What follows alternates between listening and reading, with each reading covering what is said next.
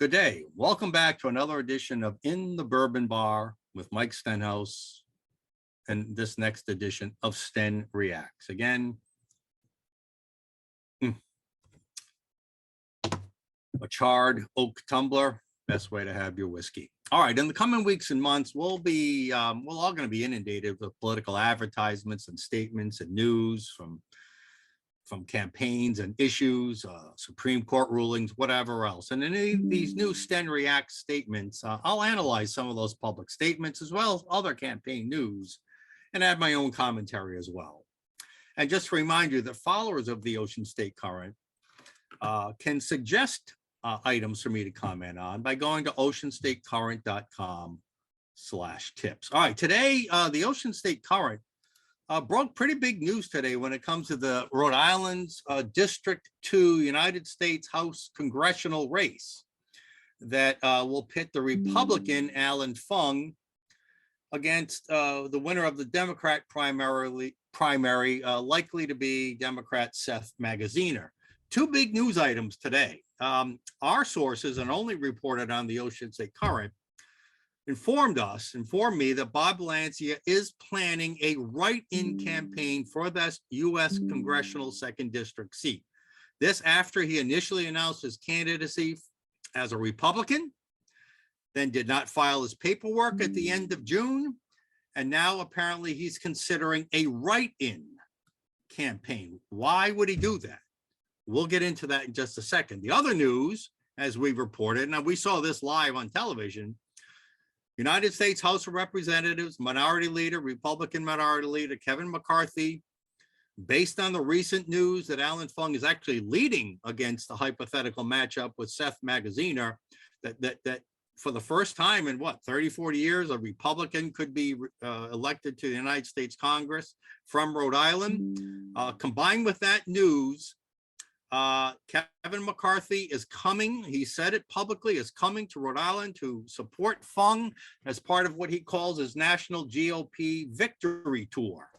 Now, that has big implications. What that news means, if the Speaker of the House or the Minority Leader of the House is coming to Rhode Island, that means that the national Republican apparatus will be investing money in the Fung campaign and staff. They'll be sending staff here. They'll be sending money to the campaign. They'll do their own independent expenditures, I would assume. That means a lot more Fung ads, and they'll just give them a big public relations boost. And this would also likely help other Republican candidates. So if they can turn out Republican candidates for Fung, there's a good chance that they would vote for other Republican candidates like gubernatorial candidate Ashley Kalis or anyone else down ticket, whether that's at the state level, executive branch, whether that's at the General Assembly, whether that's at the town level for school committee or town council. Big implication. So that's big news that Kevin McCarthy is coming here. But the real news that we want to spend some time talking about is the off-the-record conversation I had with Bob Lancia and talk about this Lancia situation. The only thing that Bob Lancia allowed me to say on the record is that, yes, he confirmed he is considering a campaign for US Congress District 2 Rhode Island as a write-in candidate. We have put out a request to the Allan Fung campaign and to the Rhode Island GOP. I don't think either of them were aware of Lancia's announcement until we notified them. We have not heard responses from them yet. Bob Lancia did respond.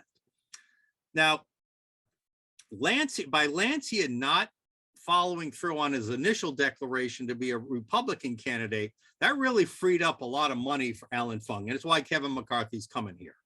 If Lancia was still in the race as a Republican, and there was going to be a primary, the National Republican Committee and Minority Leader Kevin McCarthy would not get involved. They don't get involved in primaries. And all that funding, all that public relations, all that support would not be coming to Rhode Island and to Fung. But with Lancia out, and apparently he was asked to step out, with Lancia out and no primary opponent for Fung, the full Republican National Committee can put their support behind Fung. Now, I want you to contrast that with what happened, I think by surprise, with the Rhode Island gubernatorial race, Jonathan Riccitelli.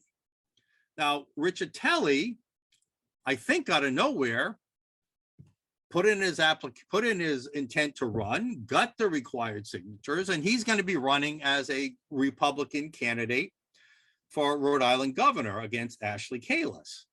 I think the Rhode Island the Republican National Gubernatorial Committee was ready to get behind Kalus because she likewise, I think, has a chance to win, a good chance.